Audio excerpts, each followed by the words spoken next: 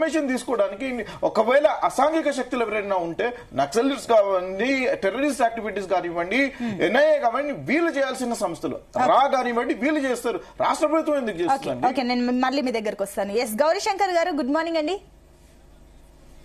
Good morning. Yes Gauri Shankar గారు, చూస్తున్నాం phone tapping వ్యవహారం తెలంగాణతో ఆగకుండా అది ఏపీ వరకు వెళ్ళింది. ఏంటి ఇది, ఇంకా ఎంత దూరం వెళ్లే ఛాన్సెస్ ఉన్నాయి? ఏ రకంగా చూస్తున్నారు దీన్ని? ఇప్పుడు ఈ ఫోన్ ట్యాపింగ్ అనేది కొత్తగా ఏం కాదమ్మా. ఇంతకుముందు వక్తలు కూడా చాలా డీటెయిల్ గా చెప్పారు. But this is nothing new. ఎందుకంటే గవర్నమెంట్ లో డిఫరెంట్ వింగ్స్ ఉన్నాయి. దాంట్లో యాంటీ ఎక్స్ట్రీమిస్ట్ వింగ్స్ ఉన్నాయి, దాంట్లో మనకు స్పెషల్ బ్రాంచ్ ఉంది, ఇంటెలిజెన్స్ వాళ్ళు ఉన్నారు. అయితే యాంటీ గవర్నమెంట్ కానీ యాంటీ గవర్నమెంట్ ఏమైనా యాక్టివిటీస్ ఉన్నా కూడా, పొలిటికల్ పార్టీస్ మీద యాక్టివిటీస్ ఉన్నా కూడా నిఘా పెడతారు. అన్ని గవర్నమెంట్ ఇప్పుడు ప్రతి గవర్నమెంట్ వాళ్ళు they have separate wings in police department. Even today ఆ వింగ్స్ కూడా ఉన్నాయి. ఇంకా ఇప్పుడు పొలిటికల్ పార్టీ ఉంది అనుకోండి, ఇప్పుడు భారతీయ జనతా పార్టీ ఉంది, కాంగ్రెస్ పార్టీ ఉంది. ఒక ఇద్దరు ఇంటెలిజెన్స్ ఆఫీసర్ దానికి అసైన్ చేస్తారు. అక్కడ ఆ పొలిటికల్ పార్టీలో ఏం యాక్టివిటీ జరుగుతుందో డెఫినెట్లీ వాళ్ళు వచ్చి రిపోర్ట్ చేస్తారు వాళ్ళ ఆఫీసర్స్ కి. So this is nothing new. ఎప్పుడు ఎక్స్ట్రీమ్ అవుతుంది అని అంటే, కొంతమంది మనకు ప్రీవియస్ గవర్నమెంట్ లో కొంతమంది ఫిలిం స్టార్స్ కానీ బిజినెస్ మెన్ కానీ వాళ్ళని కూడా ట్యాప్ చేశారు, వాళ్ళని బెదిరించారని ఒక అలిగేషన్స్ వచ్చాయి. Going on. ఇంకోటి rival political party leader, rival political parties కూడా వాళ్ళ దిగా పెడతారు. అండ్ ఎనీ గవర్నమెంట్ కి వ్యతిరేకలు ఉన్నారు, ఎవరైనా అపోజిషన్ లీడర్స్ ఉన్నారు, వాళ్ళ మీద నిఘా పెట్టేది ఏళ్ళ నుంచి జరుగుతా ఉంది. వెదర్ ఇట్స్ లీగల్ అసలు there intelligence officer assign to every political party. ఇవాళ కూడా ప్రతి పొలిటికల్ పార్టీకి ఒక ఇంటెలిజెన్స్ ఆఫీసర్ ఉంటాడు. మీరు ప్రెస్ కాన్ఫరెన్స్ పెట్టాక వాళ్ళు వచ్చి కూర్చుంటారు, వెనకాల కూర్చోడం. లేకుంటే కొంతమంది గుర్తుపట్టారని బయట నిలబడతారు. మన రిపోర్టర్స్ ఎవరైనా కవర్ చేసి వచ్చా వాళ్ళ నుంచి అడుగుతారు. I knew lots of officers వాళ్ళు మాట్లాడుతూ ఉంటారు.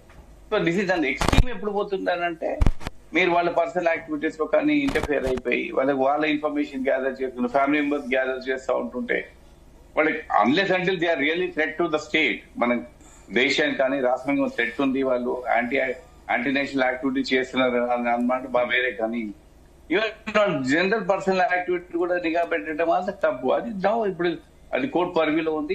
ఇట్ నో రేపు పొద్దున ఇన్వెస్టిగేషన్ అయినాక అసలు ఎంతవరకు పోయారు, అసలు దేని గురించి కనెక్ట్ చేశారు. కానీ ఇంటెలిజెన్స్ గ్యాదరింగ్ ఇవాళ కూడా జరుగుతుంది. ఇవాళ కూడా డైలీ రిపోర్ట్స్ ఇస్తా ఉన్నారు.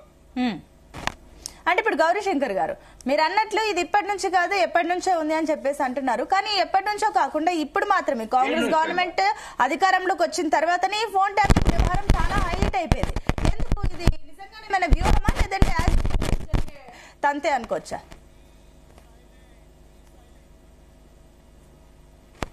అంటే ఇప్పుడు కాంగ్రెస్ గవర్నమెంట్ వీళ్ళు చెప్పేది ఏంటంటే, కొంతమంది ప్రైవేట్ వ్యక్తులు వాళ్ళకి సంబంధం లేదు, రియల్ ఎస్టేట్ వాళ్ళకి బ్లాక్ మెయిల్ చేశారు, ఫిలిం స్టార్స్ ని ట్యాప్ చేశారు, వాళ్ళ ఫోన్ యూజ్ చేశారు, మిస్యూజ్ చేశారు అని ఒక అలిగేషన్. అదే పొద్దున ఇన్వెస్టిగేషన్ లో మన కోర్టులో పెడితే తెలుస్తుంది ఎవరు ఫోన్ ట్యాప్ చేశారు, ఎందుకు ట్యాప్ చేశారు వాళ్ళకి. But general intelligence gathering is still going on. మరి ఇవాళ కూడా మరి ప్రతి పొలిటికల్ పార్టీలో గ్యాదరింగ్ అయితే ఉంటుంది.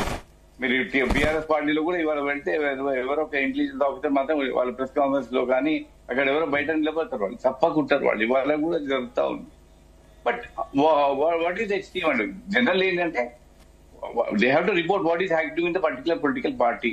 వాడికి మన లేదంటే మన వ్యతిరేకత యాంటీ నాక్సల్ ఆపరేషన్స్ మనకు వాడుకునే వాళ్ళు, లేకుంటే నాక్సల్ సింపథైజర్స్ ఉన్నారు, వాళ్ళ మీద నిఘా పెడతారు.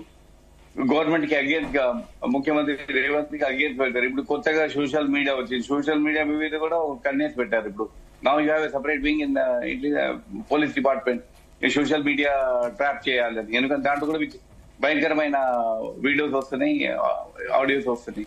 కాబట్టి అయితే ఇంటెలిజెన్స్ గ్యాదరింగ్ ఈ కంటిన్యూస్, ఇది కంటిన్యూ అయితేనమ్మా ఈ గవర్నమెంట్ అని కాదు, రేపు పొద్దున ఇంకో గవర్నమెంట్ వచ్చినా కూడా ఇది కంటిన్యూటీ ఉంటూనే ఉంటుంది.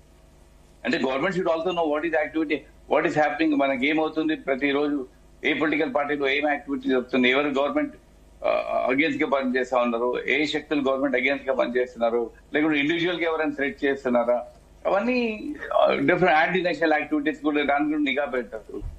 This is a continuous process. కొద్దిగా ఎక్స్ట్రీమ్ గా పోయింది అని కూడా అలిగేషన్స్ వస్తున్నాయి వీళ్ళు. ఎందుకంటే ఇండివిజువల్ గా కూడా ఫిలిం స్టార్స్ ని బిజినెస్ మెన్ ని వాళ్ళని ట్రాప్ చేసి బ్లాక్ మెయిల్ చేస్తాను ఒక అలిగేషన్ ఉంది. కోర్టు ఇంటి పరివిలో ఉంది. రేపు పొద్దున కోర్టు ఏం తీర్పిస్తారో చూడాలి. ఓకే అండి. ఎస్, ఇక బీజేపీ నుంచి పల్నాటి వెంకటరెడ్డి గారు కూడా జాయిన్ అయ్యారు. ఎస్ వెంకటరెడ్డి గారు, గుడ్ మార్నింగ్ అండి. నా వాయిస్ ఆడిబులా? గుడ్ మార్నింగ్ అండి. Good morning. ఎస్, ఏం చెప్తారు వెంకటరెడ్డి గారు, మీరేం చెప్తారు? ఇప్పుడు ఏదైతే ఫోన్ ట్యాపింగ్ వ్యవహారం అటు ఏపీ వరకు వెళ్ళింది, అండ్ షర్మిల కూడా రియాక్ట్ అయ్యారు, జగన్ కూడా రియాక్ట్ అయ్యారు కాబట్టి, సో ఏంటి బీజేపీ ఏ రకంగా చూస్తుంది ఇప్పుడు?